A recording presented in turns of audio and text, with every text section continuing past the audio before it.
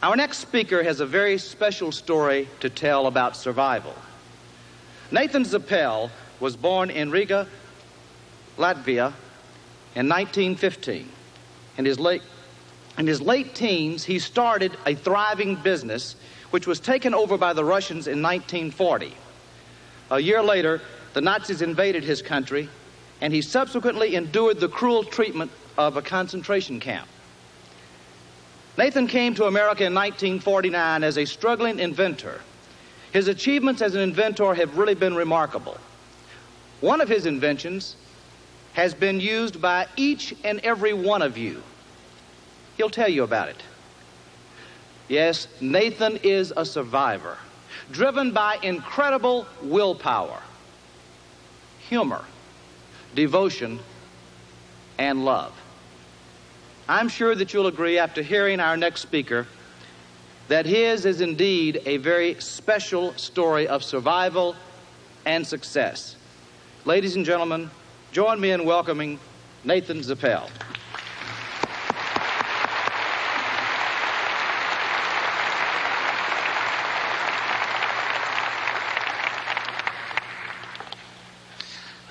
After following Mr. Calvin, one thing came to my mind, that apparently speakers come in different sizes.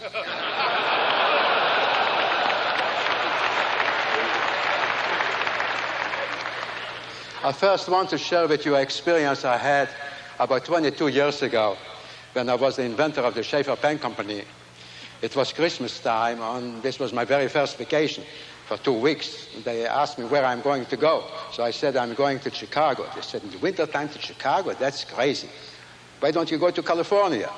Go to San Francisco. When you are there, take a tour to Monterey and Carmel on the 17-mile ride. It's beautiful. You'll enjoy it. I was single at that time. I went there. And while I was on the bus, I got friendly with other people. And one lady turned around and asked me from where I'm from. Now, in Riga, Latvia, where I was born, when somebody asks you from where you are from, it means they want to know from where you are coming right now. If they want to know where you were born, they ask you just like that, where were you born? So when she asked me from where I'm from, I said, oh, I'm from Iowa. From Iowa, she said. She couldn't believe it. And then she turned to her husband and said, I didn't know they talk like this in Iowa.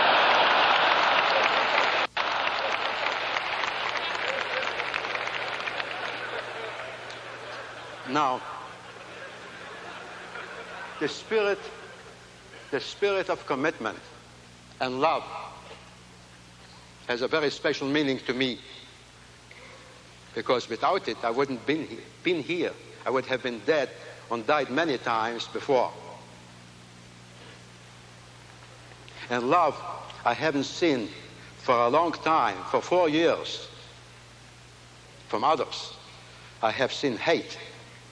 Hate in a way that history has never seen before. And that's why love has a very special meaning to me. And without the spirit of commitment, I wouldn't have survived and I wouldn't have succeeded. And this is what I want to talk about with you and share with you some of the life experiences I had as an example to tell you my message, what I want to carry to my new friends I made here. I lost all the members of my family. But here I made 5,300 new friends. I wish.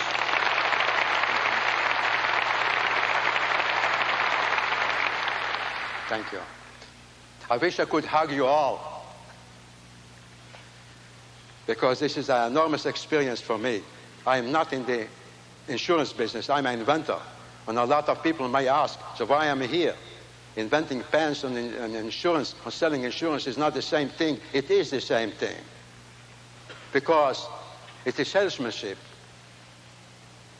And one of the hardest things in the world to sell, and especially in America, is inventions. And I'll come to it later, more in detail. And the most important person, the first person you have to sell your invention, I guess you will guess who it is. It's you. And you can only sell to others once you have sold it to yourself. And once you have sold it to yourself, you have no problem selling it to others. That's what I learned the hard way. So now coming to my talk. I'll start at age 17 in Riga, Latvia. Latvia is a small country of 2 million people, Northern Europe, near Finland. And the recession came there. And my parents lost everything they had.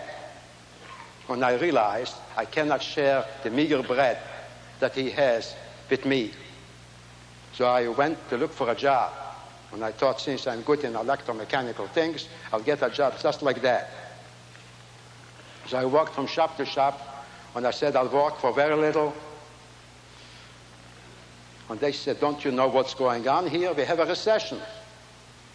We have no jobs for ourselves. There is no way. So I said, how about no money at all? Just food, just once a day. A little piece of bread with something, and I'll be satisfied, and I'll be working for 10 hours a day, every day.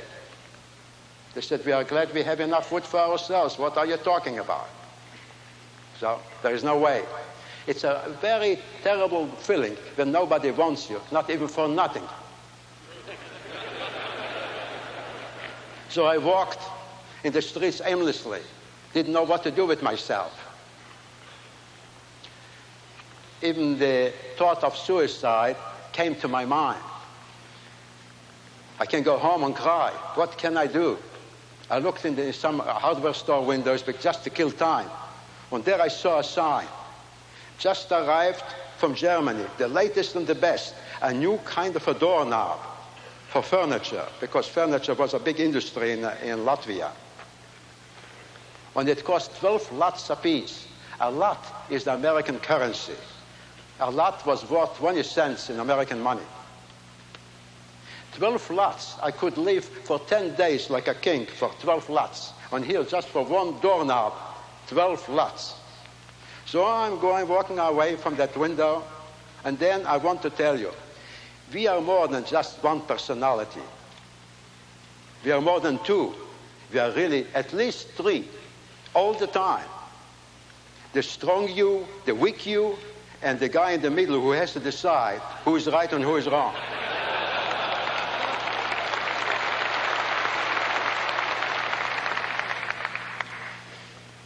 So the strong Nathan said to the weak Nathan, tell me, why don't you go in the doorknob manufacturing?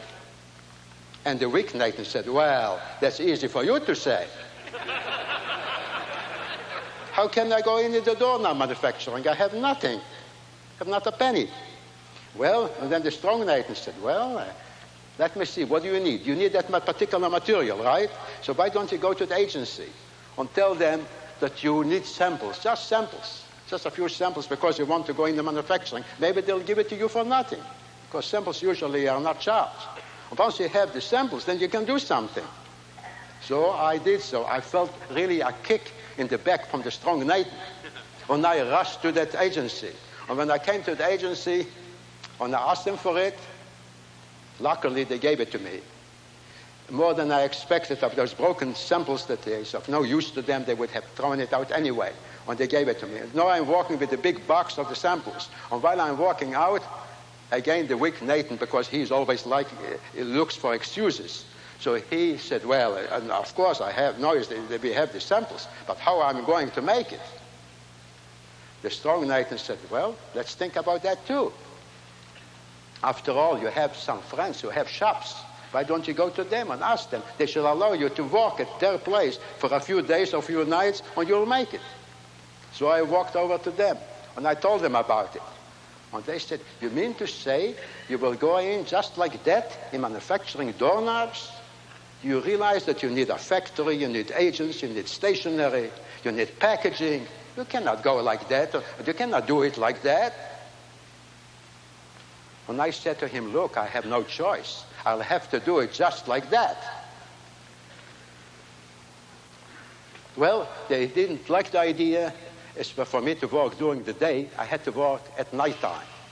So I worked at nighttime there, and during the day I did the easy work at home with sandpaper. And after 2 days and 2 nights, 120 doorknobs of different colors and sizes were made. I wrapped them in tissue paper, I put them in a box, and I went for my very first sale. And when I got in the first hardware store, And I showed it to them, and my heart was beating like mad. And he asked me, how much do you want for it? And you know something? I wasn't prepared for this question. I had to think fast. So I said, how about 2 lots? 2 lots? And the way he said it, I didn't know, is it too much or is it too little? And he wrote down something on the paper and he gave it to me to sign. And I looked at the paper, it says, I'm receiving 240 lots and I have no further request. I'm paid in full. When I got the 240 lots. With 240 lots, I can not only live for a whole year, beautifully for my standards, but also go in the manufacturing of it. And I did. And I did very well. And all this for one reason, because I listened to the strong Nathan.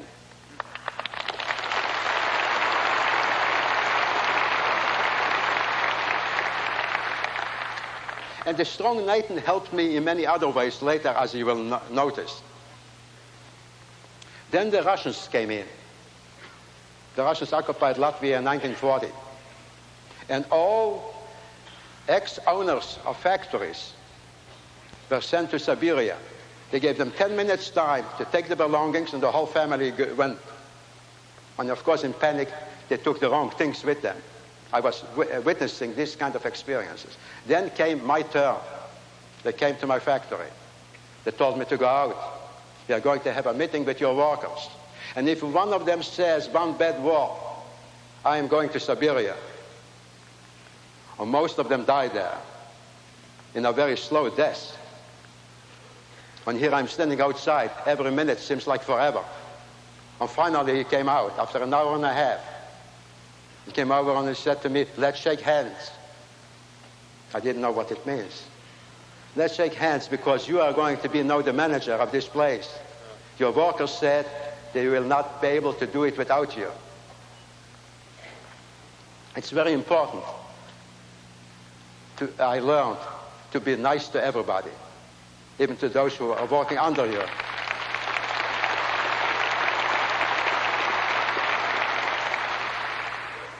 Then the Nazis came in 1941, on July the 1st. And the first thing they said on the radio, death to the Jews. And they meant it. And they also announced that no food is allowed to be sold to Jews. But they needed our labor, of the young ones at least. So they announced later that it will be given out food in certain places twice a week for the Jews who have special cards. And since I was working, so I got such a card. And I had to, in order to get the food, walk in the gutter, only in the gutter. And I had, in order to be recognized, I had a big Jewish star, a David star, a yellow one on my left side in the front, and a one on the back. And I'm walking in the gutter.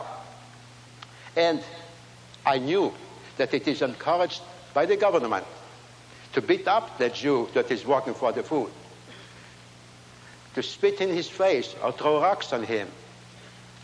And if one beats him up, he's considered a hero. With that knowledge, I am walking in the gutter. And while I am walking, I noticed on one corner there is a big commotion. A large crowd of people and a policeman. I can't help it, I have to pass that section. When I'm getting closer, they noticed me. And they gave me a sign, come over.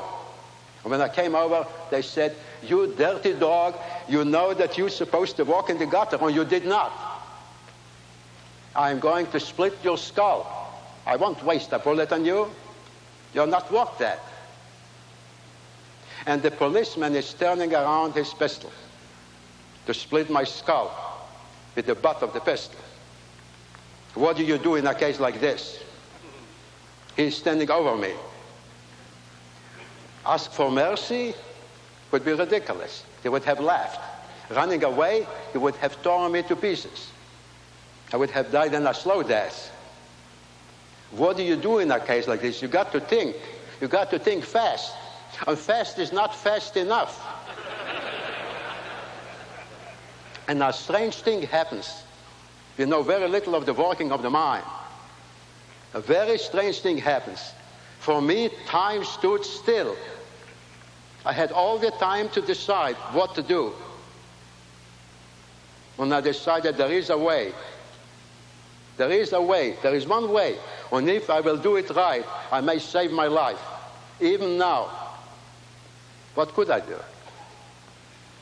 I realized one thing. If I will look in his eyes, without taking them off, not even for a thousandth or a millionth of a second, but completely locking my eyes in his eyes, he will not be able to do it. Despite how murderous he is a human being. And I did look in his eyes, exactly as I described. And he was not able to do it, as I expected. He lowered his pistol and said, "Go away, but fast." And he didn't have to ask me twice.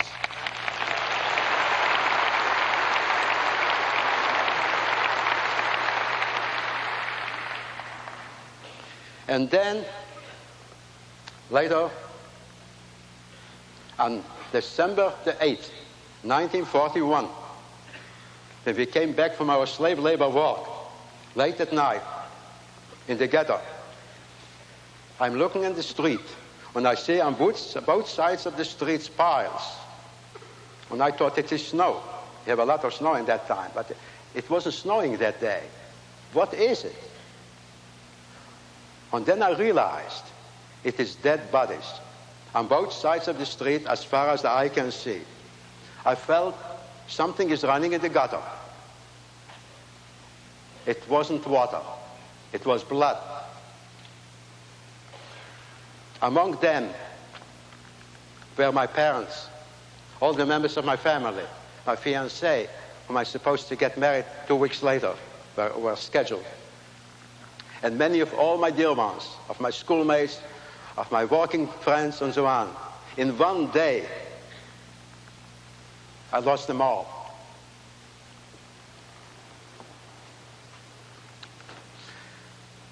Many people lost their minds. And it takes a lot of, I would say, spirit of commitment to survive and to remain with sane after this kind of experience. And then, one day, in the concentration camp, when we came back from our slave labor walk, all exhausted, one of us got panicky. He said, "Look," he looked through the window, "the commandant is coming to our barrack. He's carrying a white piece of paper." And we got all panicky. And we had a reason to get panicky, because we knew what it means. That white piece of paper is written numbers on it. When he calls those numbers, we were nothing but numbers. And when he calls those numbers, we have to step out, those numbers that are called. They never return again. They are taken to the gas chamber and crematorium. And here he came in, and he took out the white piece of paper, and he reads it. And to our great amazement, it was not numbers. Instead, it was a letter from his wife that wrote to him from Berlin. And she said, "Christmas is approaching. And we have nothing to give to our children, nothing to put under the Christmas tree, because Berlin is totally bombed out. Maybe your inmates in your camp can make a toy that will excite our children. We would appreciate it very much." No, he turns to us. He said, "I hope you got the message. If you can make such a toy that will really excite my children, I'll let you live a little longer. If you don't, you won't live at all." And he walked out. We were a group of 39 people there, technical people. The other 29 looked at me. So what can we do? In 2 days and we'll be dead. We have nothing to excite them.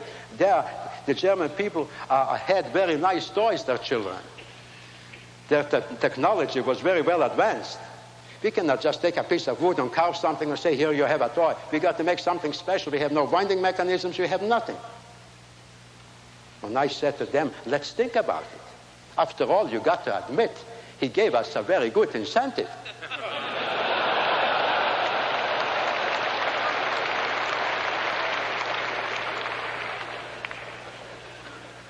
So what can we do? I was thinking. We were all thinking. And again, a day and a night went by. And we were still thinking when nothing is coming up. When I'm in no mood to eat even the little meager bread that they gave us to live on 24 hours a day. What's the use of eating? We feel dying anyway. And then, again, it is amazing what the mind can do for you if you really make an effort. Especially when it's a matter of life and death. When life itself is in stake.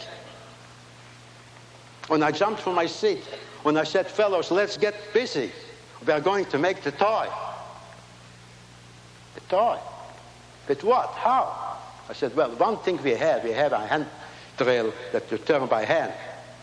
Let's mount it on a bench, horizontally, and let's have a support for it, for a tool bit.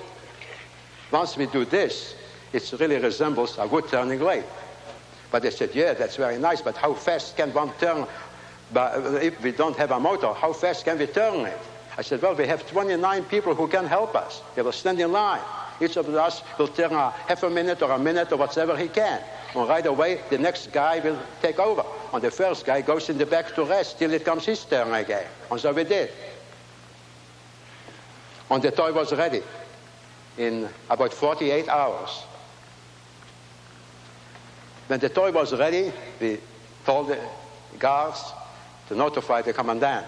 When he came in, when I knew that he may not tell us if he likes it or not, but our life depends on it, how will I know?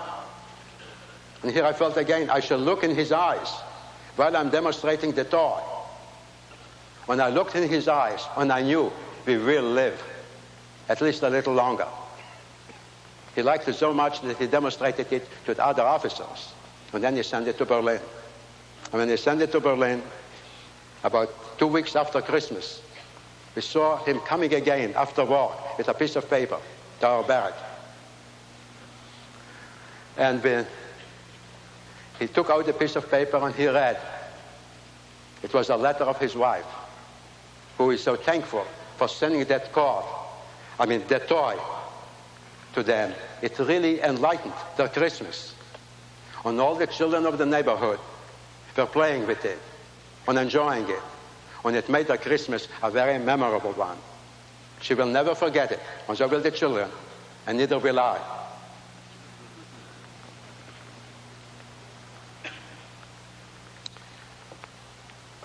And then, when I was liberated by the Russians on May the 8th, 1948, in a small town near Magdeburg.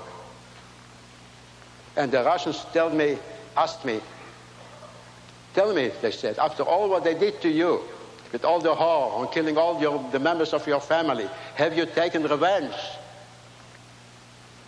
How many did you kill? And I said, killing again? I thought we're over with it. Yes, I do look for a certain German. Oh, good. Describe it to us. What's his name? Hauptmann Sebald. Hauptmann is the equivalent of a captain, I assume. And I described his height, his size, and so on. Okay, we'll take care of him, don't worry. He'll get shot in the minute we catch him.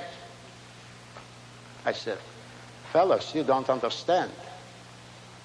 I'm looking for this man, because if you can find him, I'll treat him like my father. Like your father? A German? Are you out of your mind? I said, yes, I'll treat him like my father. I love him. Because he saved my life 3 times by risking his own life. Credit has to be given where credit is due.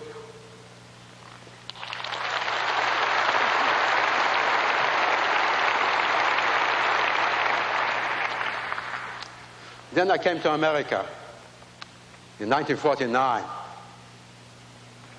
I couldn't speak English at all. And I learned it the hard way. Time is too short to go in all the tribulations I had because of that. But I'm an inventor. I came to sell my inventions.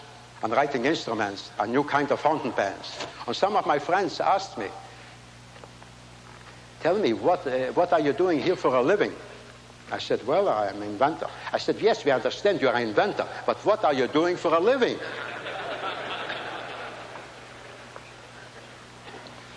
And I explained to him, and they said, you know, you have a lot of chutzpah. You are going to tell the big industry things that what they have never thought about? You know nothing about American industry and what's going on. They have research and development departments and so on. It's no way. Well, I did very well. 300 million of my inventions has been sold of one kind. On the other, which they just produced now in my own factory and finally sold the company, is selling millions of them and cannot make it fast enough. But ladies and gentlemen,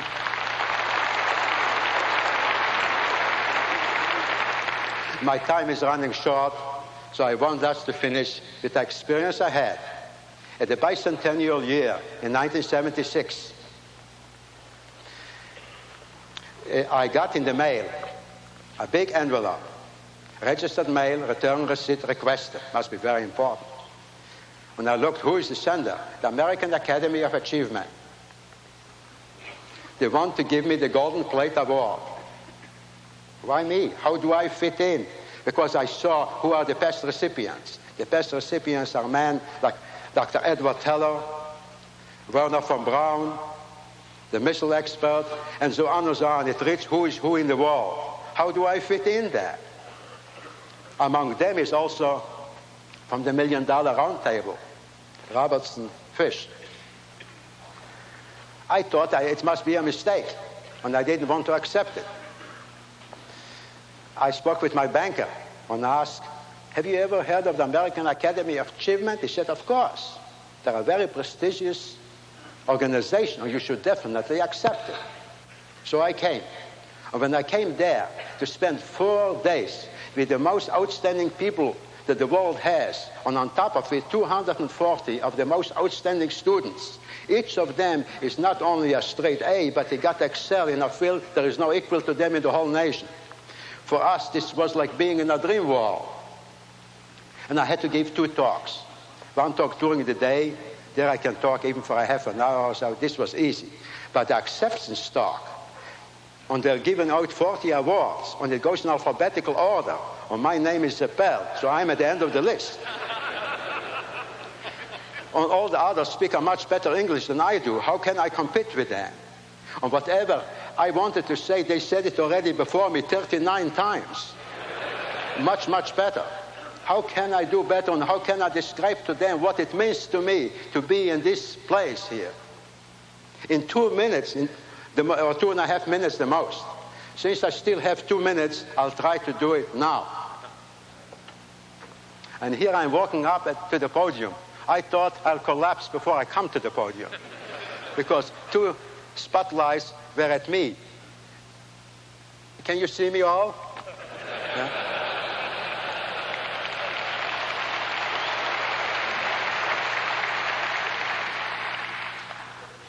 And what I told them in those 2 minutes is the way it was. Exactly the way it was. 45 lashes. 45 lashes is not easy to take, especially when it's given by a cable that is 6 foot long, having rubber on the outside and steel in the inside. After 25 lashes, the Nazi who gave it to me got tired. So he gave it to his colleague to continue. Another slave also got 45 lashes. He died right there. The crime I committed fits the punishment I am getting. They found in my shoes, hidden, the greatest treasure, but the only treasure that I still succeeded to save, a picture of my mother and father, whom they killed 3 years earlier.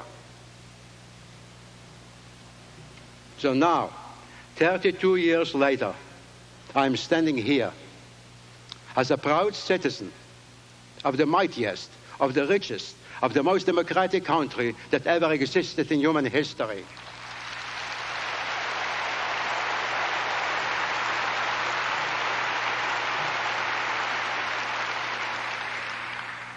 So who says that miracles don't happen anymore? Hitler prevented me to have children of my own. So to be with you, 240 of the young, of the best that this nation can produce, is an indescribable joy for my wife and myself. I believe that you will achieve even greater dreams, greater goals that our founding fathers could have been dreaming about 200 years ago. Ladies and gentlemen, I thank you very, very much.